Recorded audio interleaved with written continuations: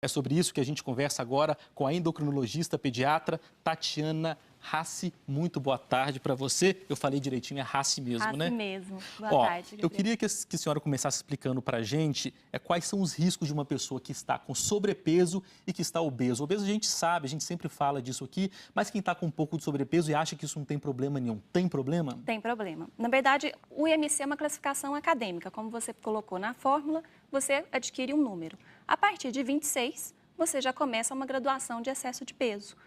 Acima do 30 é considerado obesidade. Os riscos de quem tem obesidade são muito altos, de doença metabólica, diabetes, pressão alta, colesterol. Mas quem tem sobrepeso também tem um risco, apesar que menor de quem tem obesidade, mas ainda assim existe esse risco. Um outro problema é que quem tem sobrepeso também pode chegar à obesidade. Agora, por que as pessoas estão com tanta dificuldade de emagrecer atualmente? Por exemplo, eu lembro que a geração da minha avó, minha família é muito grande, tinha muitos irmãos, muitos primos, eu convivi com eles durante muito tempo. Era uma geração magra. Aí a geração da minha mãe já é um pouco mais obesa, com amigas um pouco acima do peso. Por que isso tem acontecido ao longo do tempo? Na verdade, são dois fatores. As pessoas não conseguem emagrecer e estão ganhando mais peso.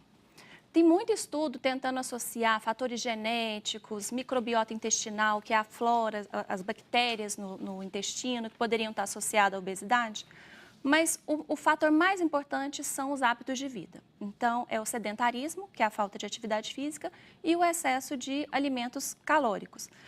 Nas últimas décadas, a vida tem ficado cada vez mais prática. Então, a gente não faz atividade física, não só a academia ou o esporte. A gente não caminha. A gente fica sentado na frente do computador, a gente prefere uma escada rolante do que um elevador. Ninguém pega um carro para ir na padaria, pega um ônibus para andar 3 quarteirões. E, por outro lado, a comida ficou mais acessível, tudo ensacado, em caixas. Só que essas comidas que não são feitas em casa, elas são muito mais calóricas. Então, quando você tem uma redução do gasto energético e um aumento da ingesta de calorias, você come mais açúcar, gordura, você acaba ganhando peso. E essa é a diferença da nossa geração com a geração dos nossos pais e os nossos avós. Ou seja, hoje a pessoa está em casa, ela desce de elevador até a garagem, entra no carro, para na porta do trabalho, fica sentado o dia inteiro e faz esse ciclo aí durante o dia inteiro, durante a semana inteira, durante o mês inteiro, o ano inteiro, né? E isso acaba levando a um ganho de peso. É muito comum você ver pais obesos e crianças obesas em casa. A genética interfere ou, na verdade, é o hábito de vida dos pais que comem mal e os filhos vão comer mal também? São duas coisas. Existe um fator genético poligênico em relação à evolução para a obesidade, mas a gente observa realmente esse risco. Quando existe um dos pais, ou o pai e a mãe, tem obesidade, existe um risco aumentado para essa criança ser obesa. Quando o pai e a mãe são obesos, esse risco chega a 80%. Mas é só genética? Não é só genética. O que a gente tem visto, que os estudos mostram, é que, na verdade, é o hábito do pai e da mãe que está sendo transmitido para aquela criança e aquela criança desenvolve um excesso de peso.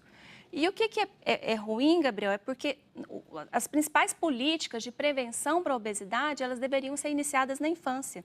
Porque essa criança, quando ela adquire maus hábitos, mesmo se ela não desenvolver uma obesidade na infância, se ela consumir alimentos muito calóricos, se ela tiver hábitos sedentários, ela pode chegar a ficar obesa na adolescência e na vida adulta. Isso é interessante, porque às vezes a criança é magra porque ela corre muito, brinca muito, mas come mal. Quando ela chega na idade adulta, ela continua comendo mal, mas deixa de brincar, deixa de correr, deixa de fazer atividade física e engorda.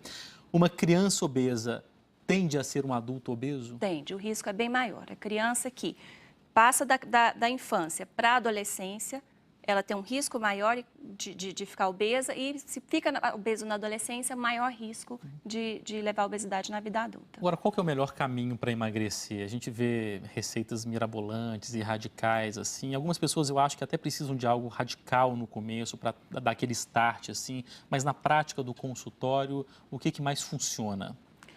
Mudança de hábito. Na verdade, essas dietas da moda, elas vêm e vão, são como se a gente diz, moda. Quando uma coisa é moda agora e não é moda amanhã.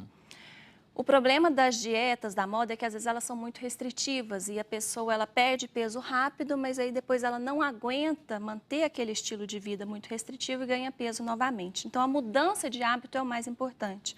Então reduzir a quantidade de comidas muito calóricas, reduzir as porções. Tudo nosso agora é muito exagerado. Antes a gente ia no cinema, comprava uma pipoquinha do pipoqueiro. Hoje é um balde. Aquele combo, né? É o combo, 2 refrigerantes de 1 litro A cada. própria indústria incentiva isso. Incentiva.